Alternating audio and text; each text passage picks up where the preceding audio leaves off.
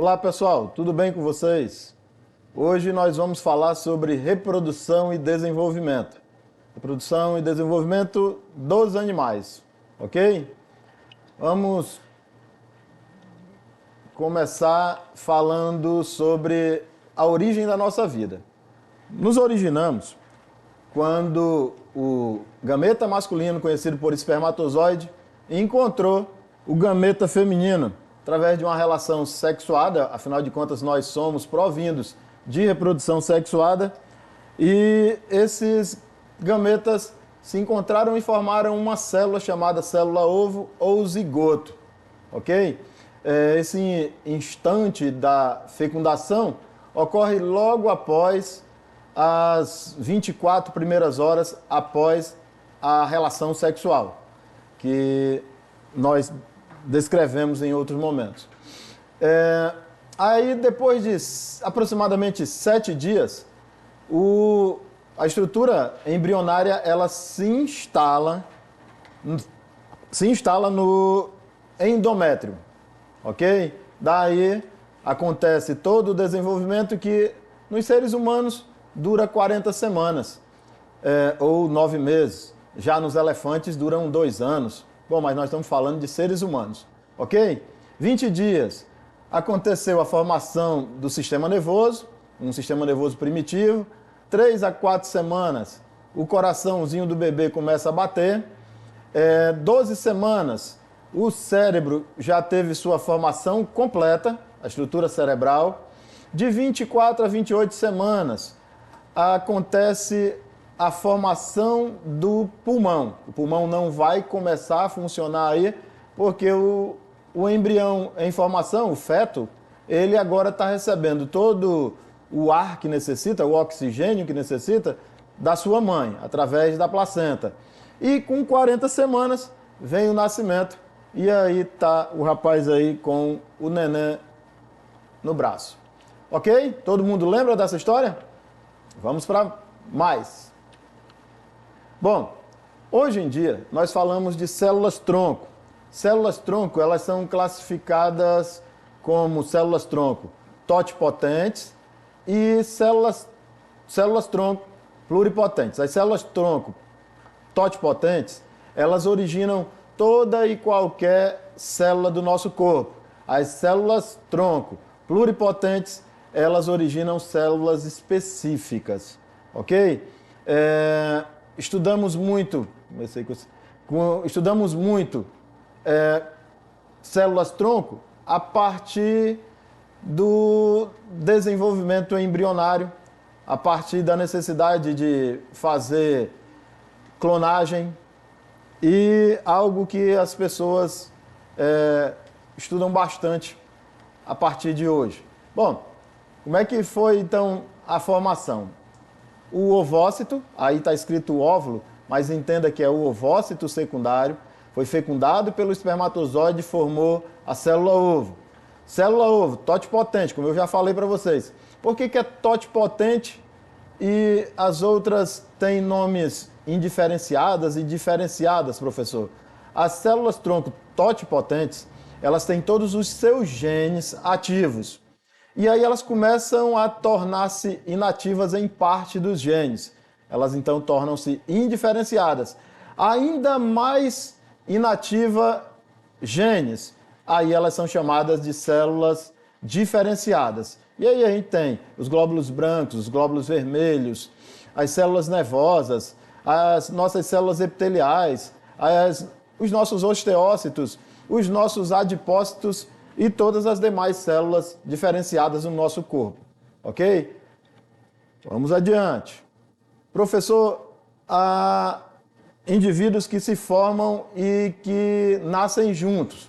Esses são chamados de gêmeos. Então, várias questões sobre gêmeos já foram realizadas no Enem, tá? Então, nós temos aí a primeira.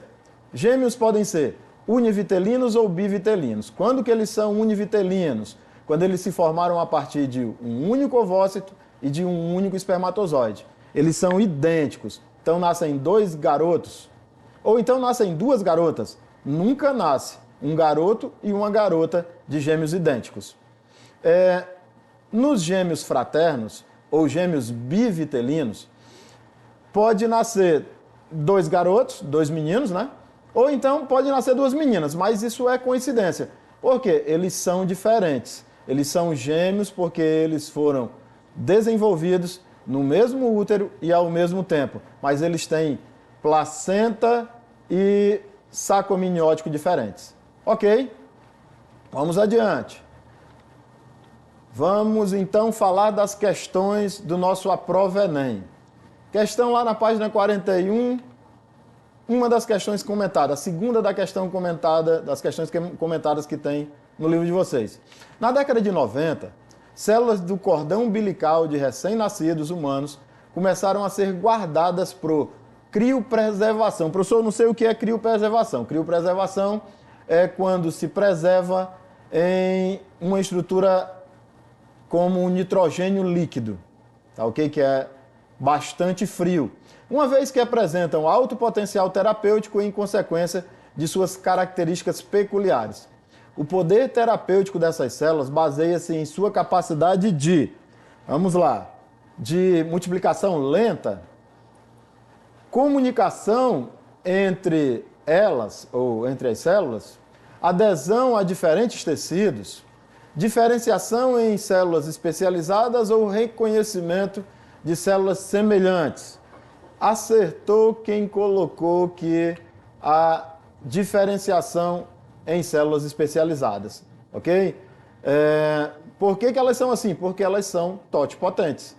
Daí podem se tornar qualquer uma das outras células que nós temos, das nossas 218 tipos de células que temos. Vamos para mais um. Questão 6, página 43. Diz o seguinte: as células-tronco, ou a célula-tronco, é definida como a célula com capacidade de gerar diferentes tipos celulares e reconstituir diversos tecidos. As células-tronco podem ser chamadas de adulta e embrionária. As células-tronco adultas mais facilmente disponíveis são as células-tronco hematopoéticas ou hematocitopoéticas, cujas principais fontes são a medula óssea e o sangue de cordão umbilical. Essas aí originam as nossas células sanguíneas. As células-tronco embrionárias são definidas por sua origem e são obtidas de embriões no início da blástula, quer dizer, no início do desenvolvimento embrionário. Fazem que apresentam cerca de 150 células. Quer dizer, uma célula formou-se pela união de espermatozoide e ovócito. Daí houve uma primeira segmentação ou uma primeira divisão mitótica. Uma originou 2. Daí 2 originaram 4. 4 originaram 8. 8, 16 e assim por diante até nós termos aproximadamente 150 células. Daí ainda são indiferenciadas, são células-tronco embrionárias. Então tá, as células-tronco embrionárias são retiradas exclusivamente do embrião, no início da blástula, pelo fato de ele ser capaz de induzir a divisão de células específicas, ainda não, né? Possuir células capazes de originar todos os tipos de células, parece que essa aí é a correta, mas vamos ver. Possuir os 3 folhetos germinativos já diferenciados. Pessoal, os folhetos embrionários, eles ainda seriam originados ali. Então, nós temos ectoderme, mesoderme e endoderme. Tá? Mas, pelo conceito que nós temos, é que ele vai originar todas as células do corpo. Não só essas 3 aí dos folhetos. Bom, ser a fase embrionária com o maior número de células? Não. Poucas células, só 150. Apresentar poucos tipos celulares já diferenciados? Nenhum tipo diferenciado. Ok? Então a resposta correta é a letra B. Possuir células capazes de originar todos os tipos de células. Ok. Entenderam? Copiado? Vamos adiante. Falando de mamíferos, desenvolvimento embrionário de mamíferos. Os mamíferos, eles são classificados em 3 grupos. São os eutérios, ou então eles são chamados de placentários. são os metatérios, que são os marsupiais, tá? Professor, e tem mais um, que são os prototérios, não é isso? Isso, prototérios, ou monotremados. Bom, quem são eles? Placentários são os mamíferos que têm a placenta bem desenvolvida.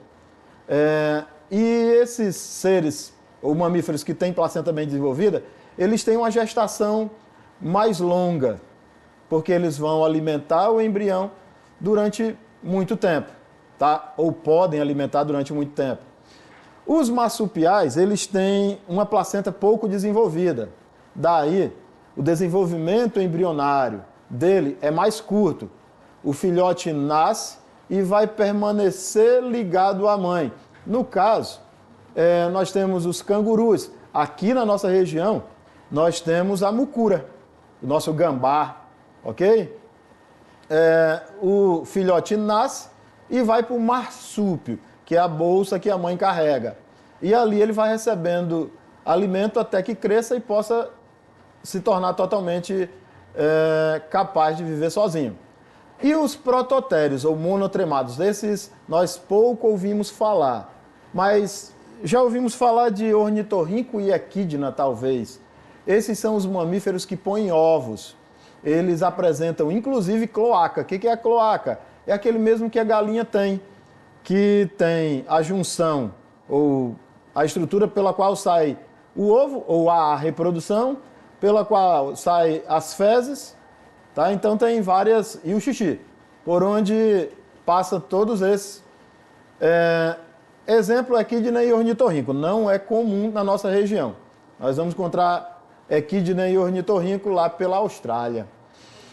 Bom, vamos adiante.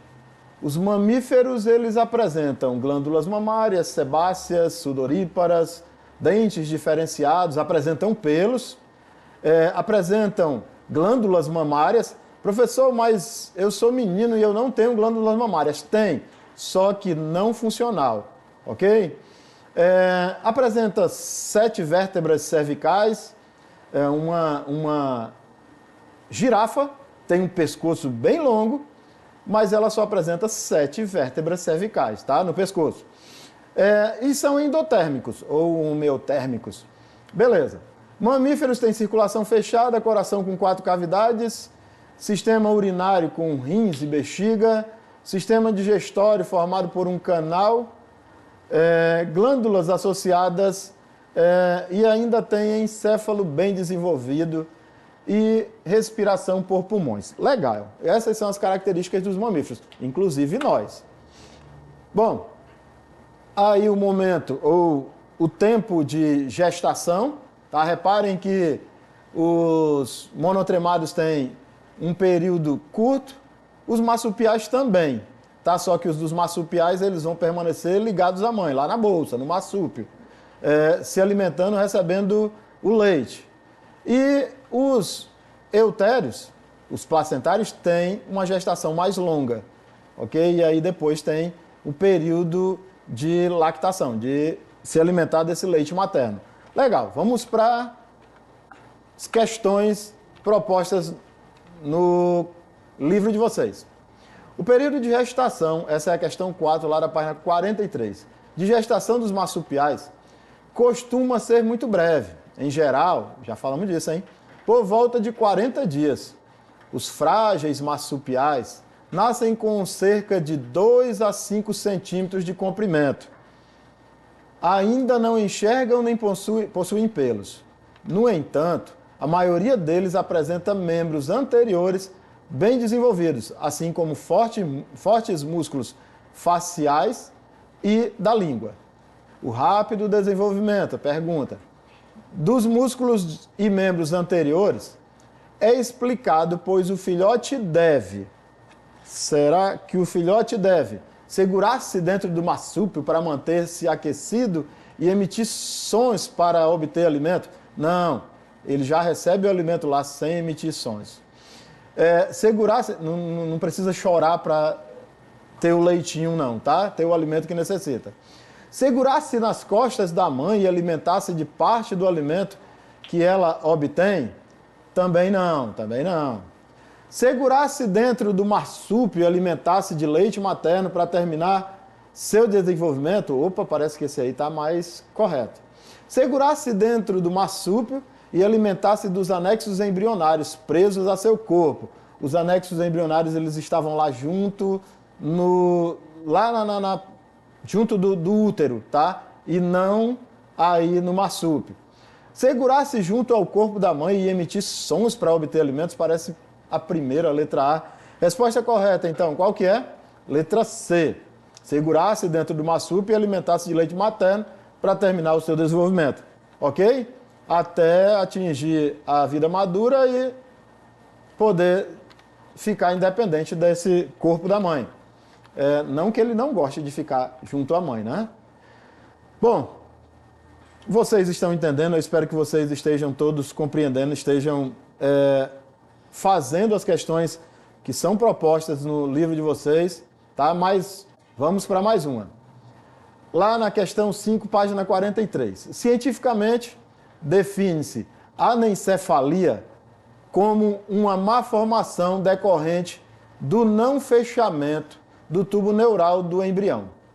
Tal problema ocorre no período crítico, que varia do 21º ao 26º dia. O diagnóstico pode ser feito no pré-natal a partir de 12 semanas da gestação, por duas maneiras, ultrassonografia e dosagem de uma proteína, denominada alfa-fetoproteína, encontrada no soro materno e no líquido amniótico. Essa malformação durante o desenvolvimento embrionário acarreta em problemas. Então vamos lá. Em problemas na formação dos folhetos embrionários. Folhetos embrionários se formaram lá no começo e não no 21º e 26º dia. Na divisão do mesoderma em blocos transversais, que são os somitos ou sômitos, às vezes você vai encontrar essa palavra com acento. Na formação de blastóporo, esse blastóporo ele se originou bem antes do 21º e 26º dia. Nós vamos falar aí de 3, 7 dias, tá? Na formação da notocorda, essa notocorda ela vai se originar antes também. Ou no desenvolvimento do sistema nervoso central. Opa, eu acho que a resposta correta é a letra E. Ok? Que foi a última parte aí do desenvolvimento. Vamos para mais uma. De novo, a prova Enem 1, página 44, questão 7. Em muitas espécies de peixes e anfíbios, as fêmeas liberam seus gametas na água e os machos espalham espermatozoides nas proximidades. Nós temos aí o caso da fecundação externa. No caso dos mamíferos, da fecundação de todos os mamíferos, a fecundação é interna. Então tá, continua a questão. No caso das galinhas, após a fertilização interna, os ovos são postos e os embriões se desenvolvem fora do corpo da mãe. No ovo, né? Tartarugas abandonam os ovos na praia, pássaros chocam no ninho. Embora a fecundação nos mamíferos seja sempre interna, a estrutura discutida no texto está presente em um grupo. Essa coisa de colocar o ovo, hein? Um representante possível desse grupo de mamíferos é vamos lá, é o ornitorrinco, é o canguru, é o morcego, é o humano, é a baleia. Baleia põe ovos? Não. Humano põe ovos? Também não, nunca vi. Morcego põe ovos? Ah não, já que eles vivem lá em cima, se eles pusessem ovos ia cair, ia quebrar ovo. Ih, rapaz, canguru põe ovo? Nunca vi um canguru, não, mas os cangurus ficam no marsúpio, lá nascem com 2 centímetros, se deslocam até o marsúpio e aí, depois de 6 meses, 8 meses, eles saem dessa bolsa da mãe deles. Mas o ornitorrinco, ele põe ovo. Ok? Então a resposta correta, letra A. Pessoal, valeu. Pessoal, fiquem com Deus, acessem a nossa plataforma e até breve. Tchau.